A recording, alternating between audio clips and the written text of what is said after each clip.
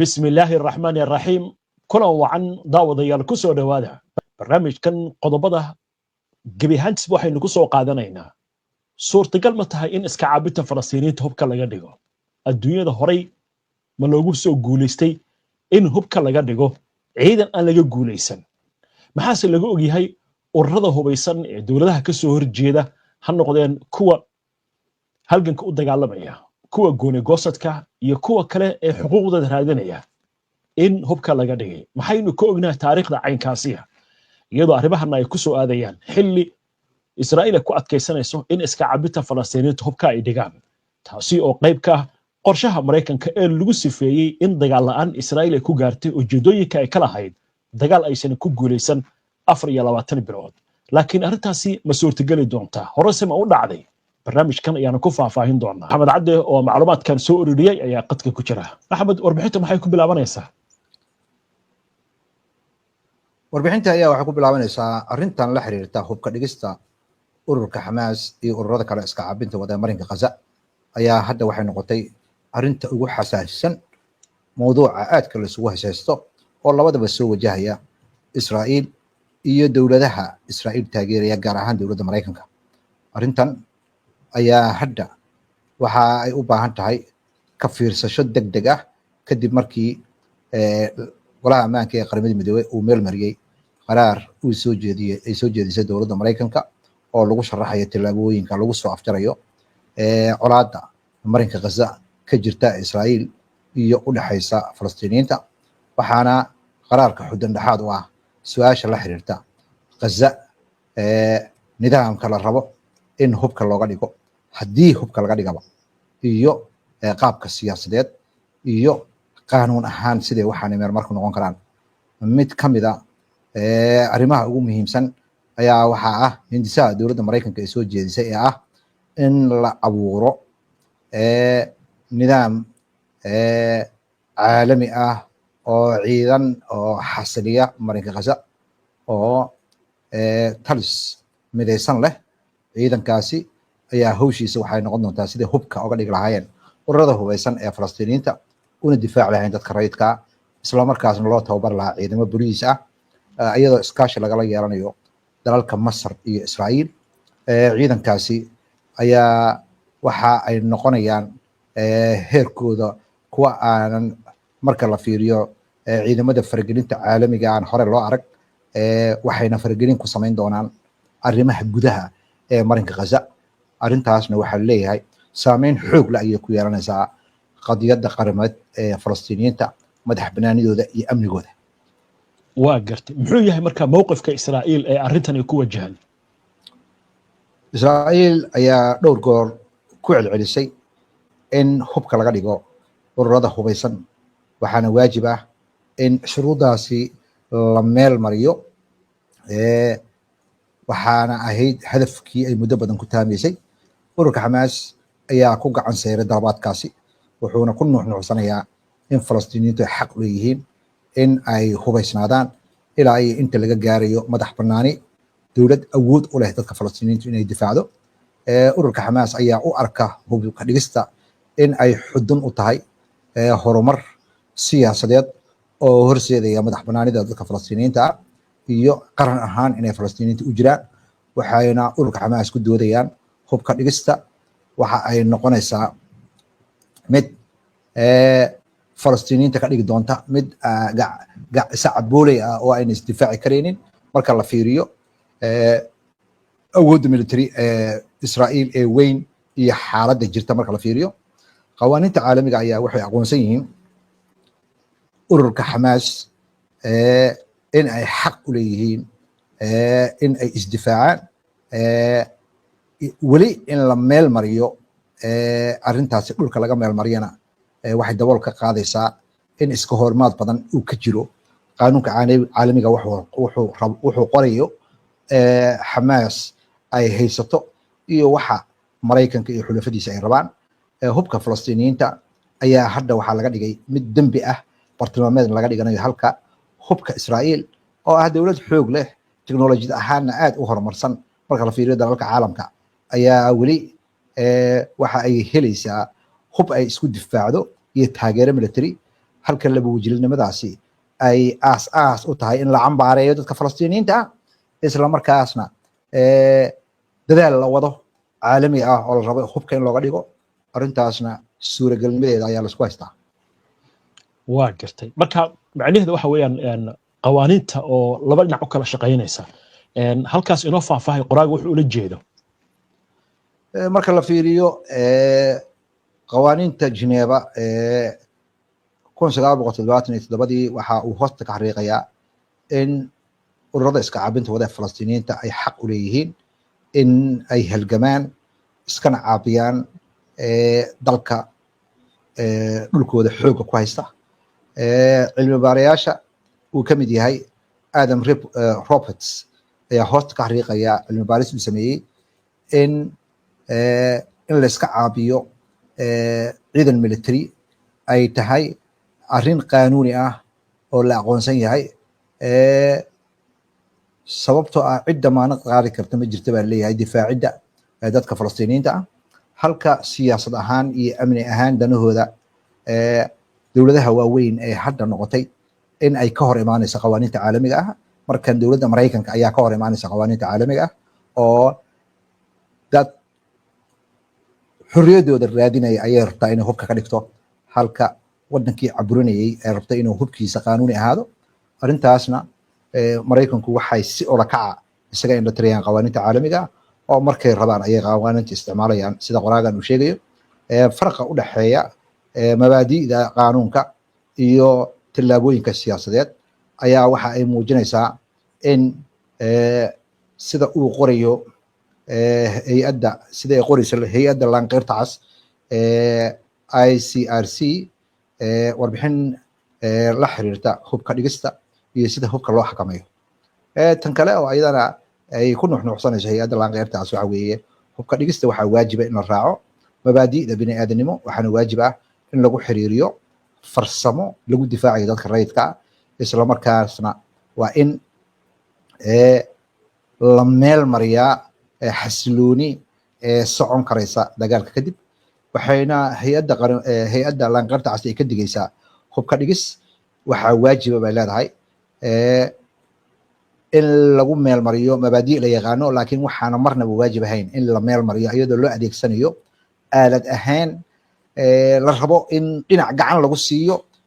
dhinaca kalena lagu qasbo halkii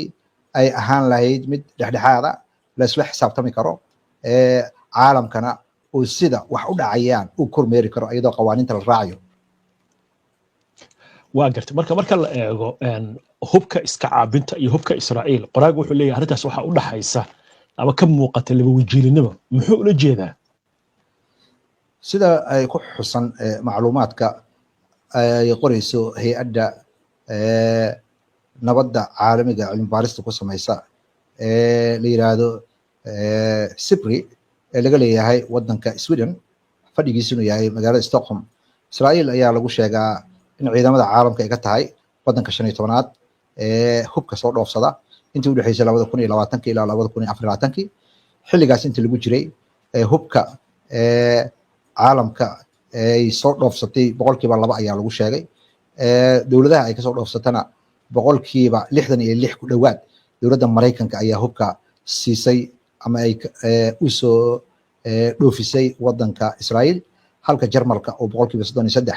asna keenay. tirooyinkan ayaa waxa ay muujinayaan xaddiga caalamiga ah ay ciidanka Israa'iil ka helaan wadamada Mareykanka iyo reer galbeedka welina awoodooda military ayay sii balaaranayaan. taa haddii la barbar dhigo ururada Falastiiniyiinta iska caabinta wada ayaa waxaa laga dalbanayaa in ay hubkan gabi ahaanba dhigaan marka laga gudbo in ay ku shaqeynayaan bay'ad aynan jirin ciidan rasmi ah oo ay Falastiiniyiintu leeyihiin oo difaacay dadka Falastiiniyiinta iyo kaabayaal military. arrintaas aan isu dheelitirnayn ayaa waxay muujinaysaa in ay jirto isu dheelitirnaan labada dhinac ka jirta. dhinacii xooga badnaa ayaa weli hub loo ogolaanaya oo hub qatara loo ansixinayaa in la siiyo halka dhinacii tabarta yaraa ee ururka Xamaas iyo ururada iska caabinta wadana cadaadis lagu saarayo inay hubkooda iyo qaabkay isku difaaci lahaayeen laga qaado. arrintaasina waxa weeye laba wajilayn aad u weyn oo qawaaniinta caalamiga ka soo horjeeda. waa gartay marka laba wajiileyntaas maxay yihiin marka hababka lagu wajihi karaa nidaam caalami ah oo madax bannaan ayaa la rabaa in uu la socdo hubka ku soo qulqulaya dhinacyadan lana xaqiiqsado in uu meelmar noqdo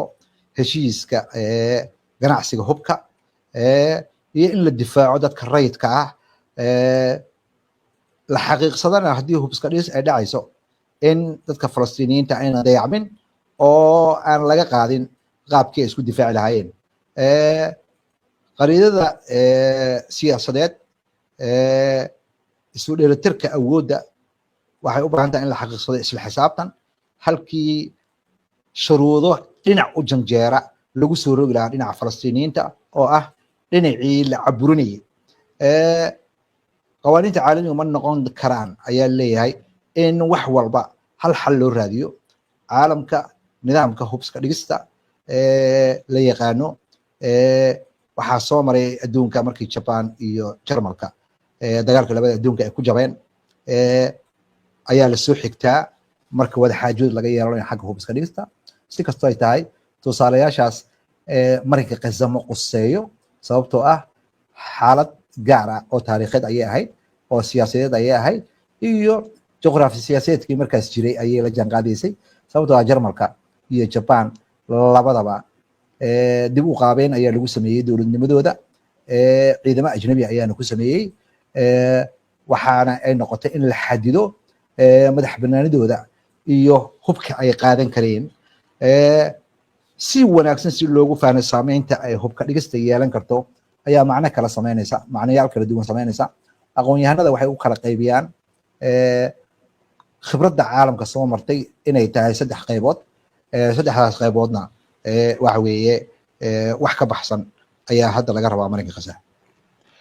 waa gartay marka wadiiqooyinkaas hadaynu eegno wadiiqada koowaad aynu ka eegno hubka dhigista dibadda laga maamulayo meelaha ay ka dhacday hubka dhigistan waxa weeye ama wajiga koowaad ama qaabka koowaad waxa weeye taariikhda la soo xigto in awoodo dibadda ka yimid ay hubka dhigista soo rogaan kadib markii military ahaan looga adkaaday dhinacyadii dagaalamayay Jarmalka oo kale markii uu ku jabay dagaalka labada adduunka waxaa la bilaabay xisbiga naasiga in la kala diro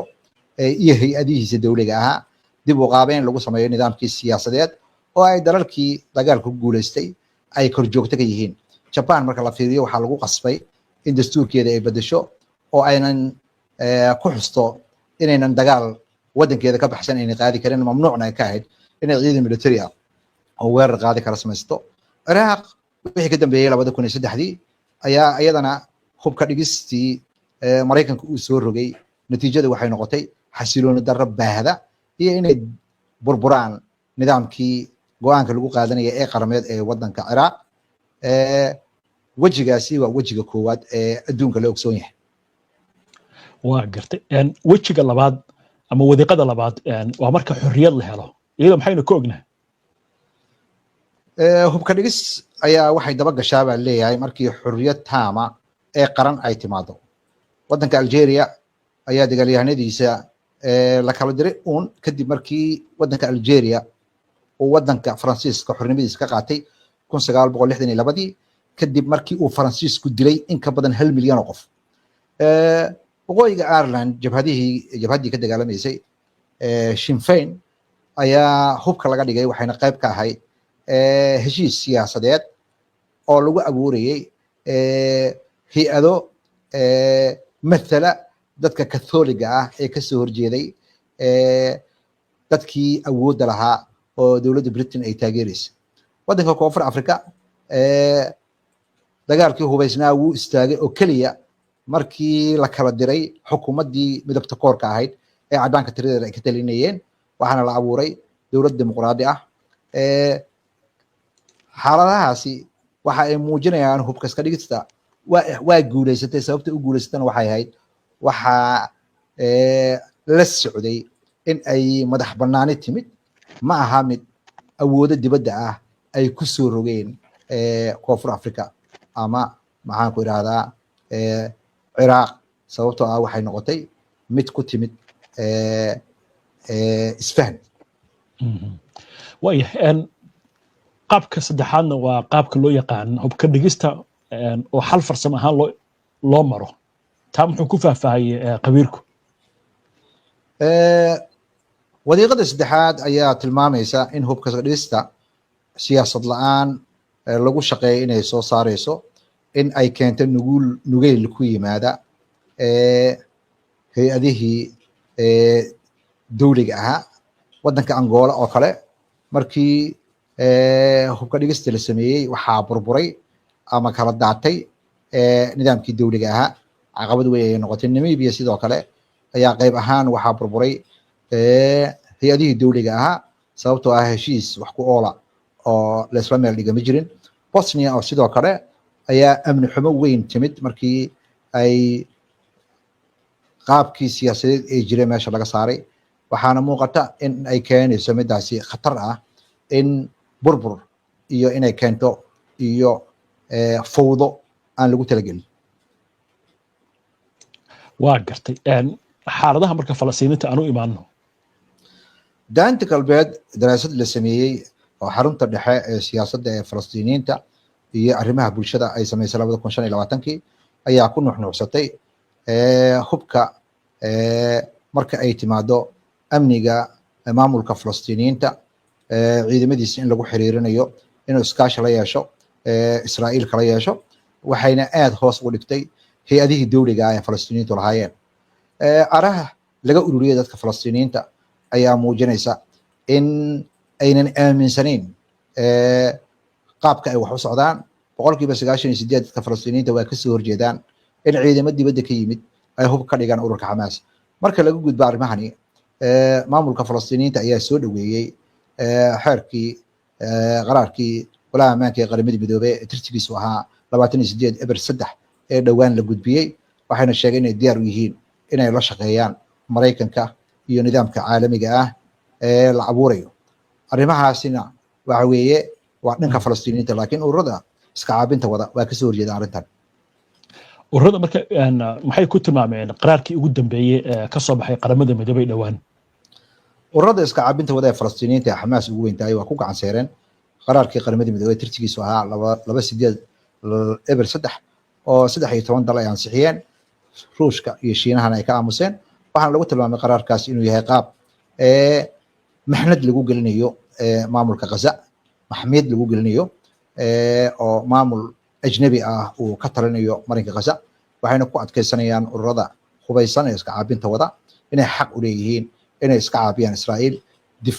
isdifaacaana. arrintaasna waxay ku xusan tahay qawaaniinta caalamiga ah. hubkoodana uu yahay hub la isaga caabinayo muhiimna ay tahay inay xuquuqdooda ku ilaashadaan. daraasad ay samaysay xarunta nabadda ee Oslo cilmi baarista samaysa xagga nabadda ah ayaa ku nuuxnuuxsanaysa in hubka dhigista lagu soo rogayo dadka Falastiiniinta ah iyadoo aanan mashruuc siyaasadeed la keenin oo horseedi kara in ay hay-adihii daciif noqonayaan, amnigana khatar ay ku keenayso iyo amniga inuu burburo. waana waxa hadda ka socda oo laga digayo in Falastiin ay ka dhacaan oo la rabo in hubka laga dhigo. waxaan lagu soo gabagabeeyey waxaa cad hubka dhigista ma noqon karto mid xal siyaasadeed keenta. waxaa loo baahan yahay xasilooni u baahan qaab siyaasadeed oo damaanad qaadaya madax banaanida, difaacidda xuquuqda asaasiga dadka Falastiiniyiinta ah iyo in la isku daro hubka dhigista iyo in la abuuro hay-ado qaran oo ay Falastiiniyiintu leeyihiin oo loo qaateen oo ay dadku taageeri karaan. waayahay maxamed haddii intaas kaga gudubno warbixinta qoraagu meelo kala duwan ayuu macluumaad kala duwan ka soo bixiyey gaar ahaan sidii wax u dhaceen meelo badan oo caalamka ka mid ah. arrintan Falastiiniinta marka haddaynu u nimaadno waxaa muuqata in aan lagala tashan xoogga iska caabinta Falastiiniinta qorshahan Maraykanka uu wado gaar ahaan Maraykanka oo lagu tilmaamayo mid Israa'iil u raadinaya inay hesho wixii dagaalka ay ku weyday. marka maxay ku dambeyn kartaa arrintan maxamed? su-aashaas waa su-aal muhiim ah oo xasaasi ah. marka ugu horeysa maraykanka ma mooga waxa uu samaynayo waxa weeye maraykanka iyo israa'iil waxaa ka go'an awoodan aanan lagu xisaabtamin oo ciidanka israa'iil jilbaha u dhigtay ayaa waxaa la rabaa ayadoo oo aanan nidaamyadii caalamiga ahaa iyo qawaaniintii caalamiga ahaa inta laga leexdo in la humbaaleeyo oo wax laisku dubarrito ayadoo ay ku jiraan dalal aan banaanka soo istaagayn oo waxaan wax ka karinaya waxaa muuqata sida khabiirada ay hadalku dhigayaan in falastiiniyiinta ayna waxaan u cuntamaynin waxayna noqonaysaa sida dadka qaar ay hadalku dhigayaan in mashruucan uu fashilmi doono fashilkiisa ma ahaan doono kaliya mid maraykanka ku kooban waxa uu fashilin doonaa dowlada carbeed ee mashruucan si qarsoodi u taageeraya in ururka xamaas hubka laga dhigo ururka xamaas asxaan meesha kuma joogto 24 bilood ayaa loo geystay xasuuq baahi silcin haddana waxaa muuqata in ay u badan tahay inuu dagaalka soo noqdo waxaana la isbarbar dhigaya ciidamada wadamada keenaya haddii dowladdii awoodda lahayd oo dowladdii 15aad caalamka ka ahayd ciidankeeda ay meesha ku jabeen ciidanka u bareeri kara inay hubka ka dhigaan haddii maraykanka uu yiri ciidankayga aniga meesha geyn maayo britain ay tiri aniga ciidankayga meesha ma geynayo wadamadii yurub ay ka maagayaan cidda ku dhacda inay ciidan geyso oo isku daydo inay ururka xamaas hub ka dhigto waayo way su-aasha la isweydiinayo tan kale oo ayadan aan meesha ka maqnayn waxa weeye waxaa laga yaabaa arrintani inay keento fashil ku yimaada maadaama arrintan hay-addii qaramadii midoobana lagala cararay oo laga dhigay arrin uguba oo aan hore u dhicin maqaalkii hadda aan fiirinana uu si fiican ugu nuxnuuxsaday inay tahay waxaana caalamka hore looga arag waxaa muuqata mashruucani inuu yahay mid tijaabo ah oo isku day ah inuu fashilmaayana inay u badan tahay sida khabiirada hadalku dhigayaan waa hagaag waa arki doonaa meesha ku dambaysa maxamed aad baad u mahadsan tahay daawadayaashu ay mahadsan yihiin inta ayaan kusoo gabagabeynaynaa barnaamijka daawada si aad ula socoto wararkan barnaamijyadan iyo macluumaadkan aynu halkan kasoo gudbino haddii aad ka cusub tahay baraheena bulshada amaba horey aadan ugu xirnayn hadda ku soo biir aynoo barnaamij ka xiga insha allah inta ka horeysa nabadgelyo